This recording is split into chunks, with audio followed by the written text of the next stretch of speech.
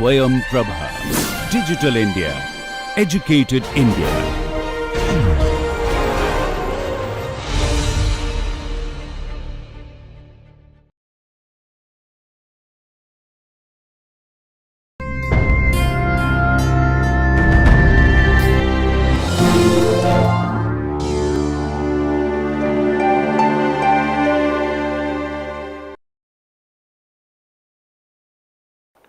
Okay.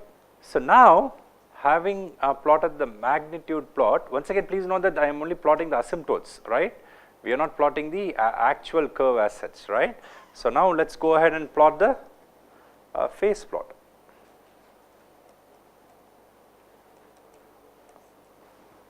Okay. So, let us do the phase plot.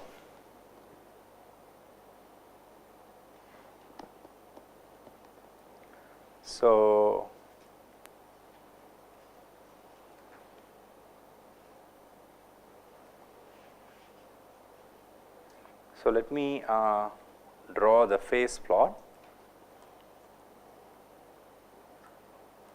So, the phase of g omega I am plotting in degrees. Okay. So, let us say I start with 0 and then let us say, so this is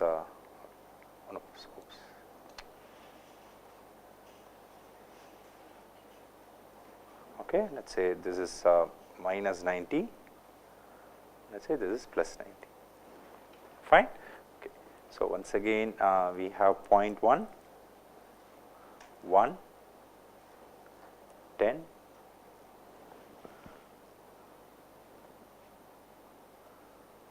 100. Okay. So, as the 4 regions. Now, let us just plot the phase plot. Okay. So, what is going to happen? Let us do it for each one factor at a time, right, that is what we are going to do. So, let me use the same color code. So, what happens to the, see ultimately what are we plotting for? G of s is going to be, let me rewrite the transfer function here. So, 0.1 s divided by s plus 1 times 0.1 s plus 1, right. So, that is what we are doing. Okay. So, now what is going to be the phase contribution of 0.1? The phase contribution of 0.1 is going to be 0 degrees, right. So, I draw a horizontal line at 0 degrees. Okay. So, this is going to be the contribution from 0.1. What is going to be the contribution from S? Plus 90, all right. So, that is going to be the same throughout the frequency range.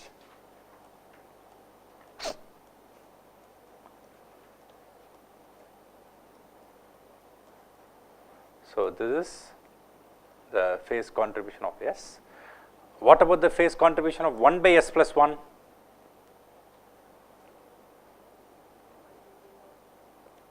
So, if you recall, what happens with 1 by S plus 1 is that it's the low frequency value is 0, it has a phase of minus 45 degrees at the corner frequencies is 1, and then it tends to 90 degrees, minus 90 degrees as omega tends to infinity, right. That is the phase plot of 1 by S plus 1, right. So, that is what I am going to plot. So, at the corner frequency of 1, we are going to have a what to say, phase of minus 45. So, what is going to happen is the following. So, 1 by S plus 1 will have a phase plot like this. Okay, this is going to be the phase plot of 1 by S plus 1 in green. Now, what is going to happen with 1 by 0.1 S plus 1 at the corner frequency of 10, we are going to have a phase of minus 45. Okay. So, what is going to happen is the following. So, we are going to have a phase diagram of 1 by 0.1 S plus 1 coming like this. Okay. So, this is the phase diagram of 1 by 0.1 S plus 1. So now what we need to do is that if I want a phase diagram of the complete transfer function, I just need to add the 4 curves, right. But this is a little bit complex because these are not straight lines, alright. So it's okay, but the thing is that like at low frequencies you will start from plus 90 degrees, that is obvious, right, because at very low frequencies the only phase contribution will come from S, because 0.1 anyway will give you a phase contribution of 0 degrees throughout, 1 by S plus 1 and 1 by 0.1 S plus 1 will give you a phase contribution of close to 0 degrees at low frequencies. So at low frequencies anyway I will start from the value of 90 degrees. So if you in a sense look at the phase of G of j omega, essentially the formula for this is going to be 90 degrees, because that is what S will give me, minus tan inverse omega, that is what will be the phase of 1 by j omega plus 1, and tan inverse of minus tan inverse of 0.1 omega, because that is going to be the phase contribution of 1 divided by 0.1 j omega plus 1, right. So I think this is something which we have discussed before, right. You have a transfer function as essentially products of terms, you just add the individual, take the algebraic sum of the individual phase contributions, right. So that is what we have. So what we do is that like in order to plot the net phase plot, we just take the we just calculate the phase at the corner frequencies, so that we can mark them and draw a smooth curve through those frequencies, right. So the two corner frequencies are at omega equals 1 and omega equals 10. So at omega equals 1, what is going to happen to this value? We are going to have 90 degrees minus tan inverse 1 minus tan inverse of 0.1, alright. So that is what we are going to have. So what is the value? Can you calculate and tell me? Of course tan inverse of 1 is 45. What is tan inverse of 0.1?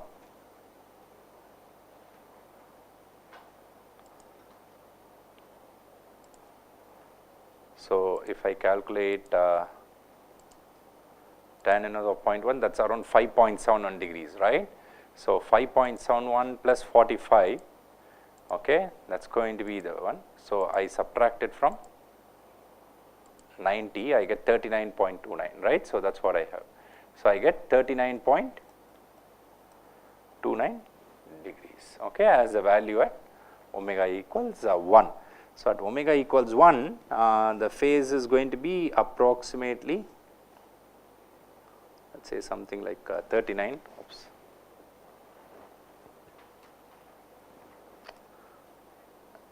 Okay, 39.29. Okay, so this value is something like 39.29. Okay, so that's the value. Now at omega equals 10, what do we get? The phase of G of j omega is going to be equal to 90 degrees minus tan inverse of 10 minus tan inverse of 1, right. That is what we will have. So tan inverse of 1, the third term now is 45 degrees. What is tan inverse of 10? Let us calculate. So let us calculate tan inverse of 10 and then we will see what happens. So tan inverse of 10 is this, then I add 45, then I take the negative of this and then I add 90.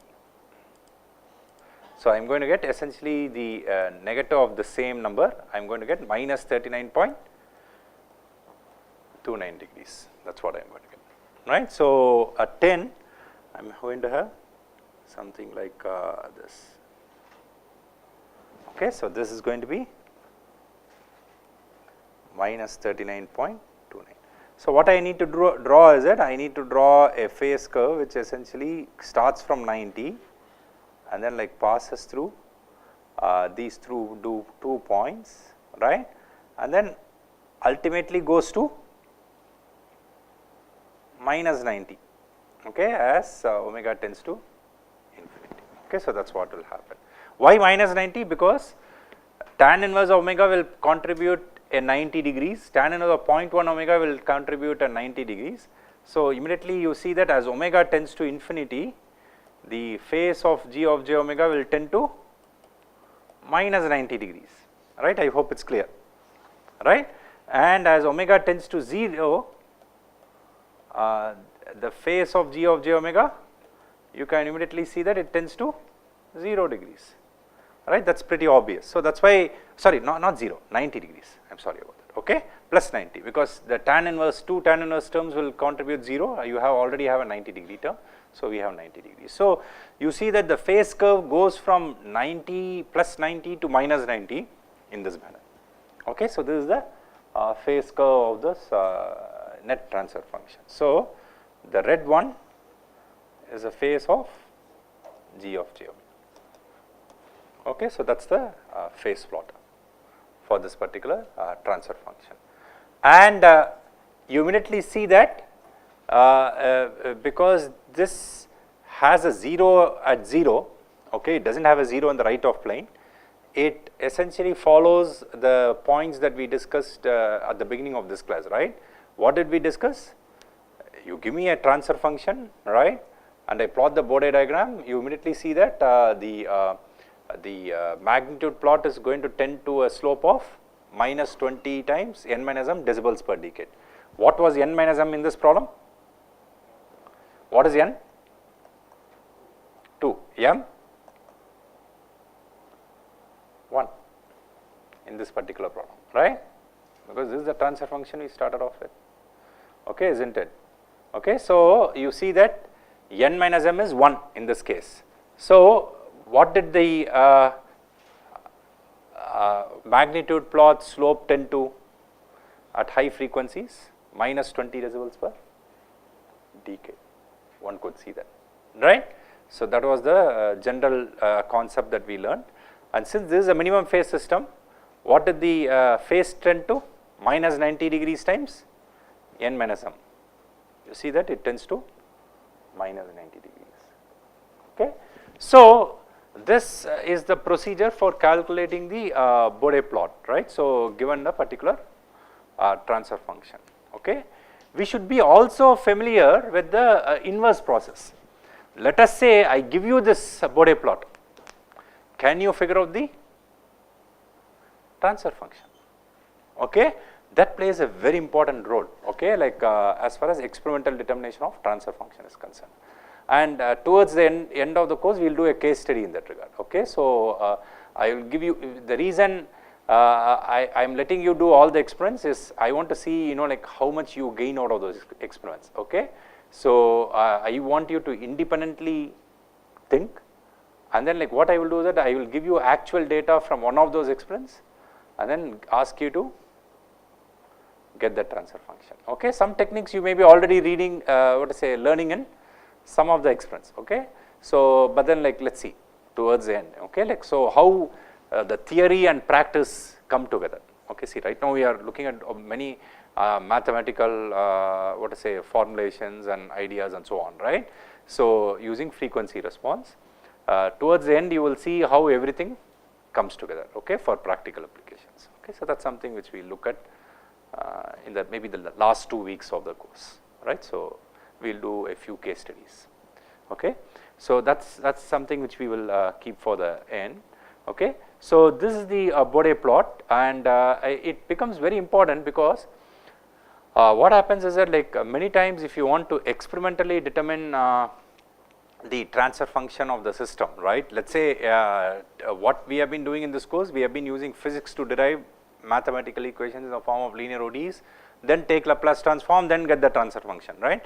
Suppose like we want to do the same process empirically, that is I do not want to derive equations of motion, or I am not in a position to derive equations of motion because my system which is given to me is like a black box.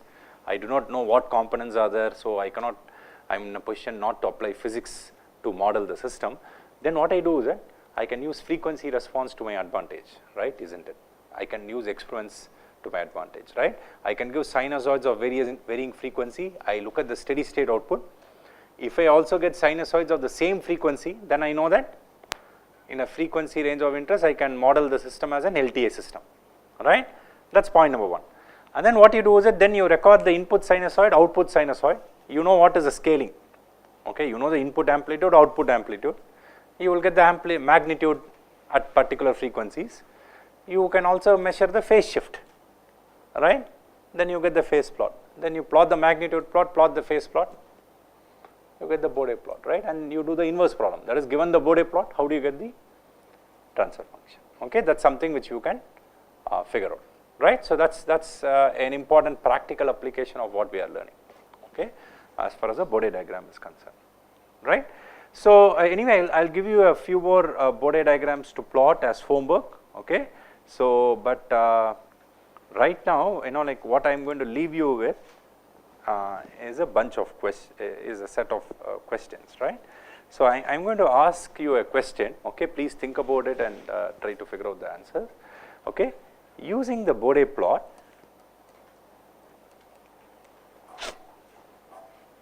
okay, Bode plot, how can one calculate the values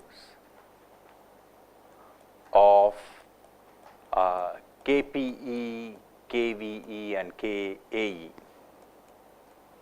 Okay, I think I hope I'm using the same symbols, right? So KPE was the static position error constant, KVE was the static velocity error constant, KE was the static acceleration error constant. You remember when we did steady state error analysis? Please refer to those notes, right? I'm hoping that I'm using the same symbols. Okay. Okay, so the question is that, like, I'm going to leave you with is that, like, how do we calculate these constants, right? When we have the Bode plot. Let's say I give you the Bode plot. Can you use the Bode plot to graphically figure out these constants? And what is the advantage of this? Because using the Bode plot, you can tell me what is going to be the steady state error, right? When you have certain types of inputs, right? So that's something which I want you to figure out. Okay, so I'm just going to stop here. Okay, like, so with this we complete our discussion of Bode plots. So in the big picture perspective, what we are doing frequency response, right?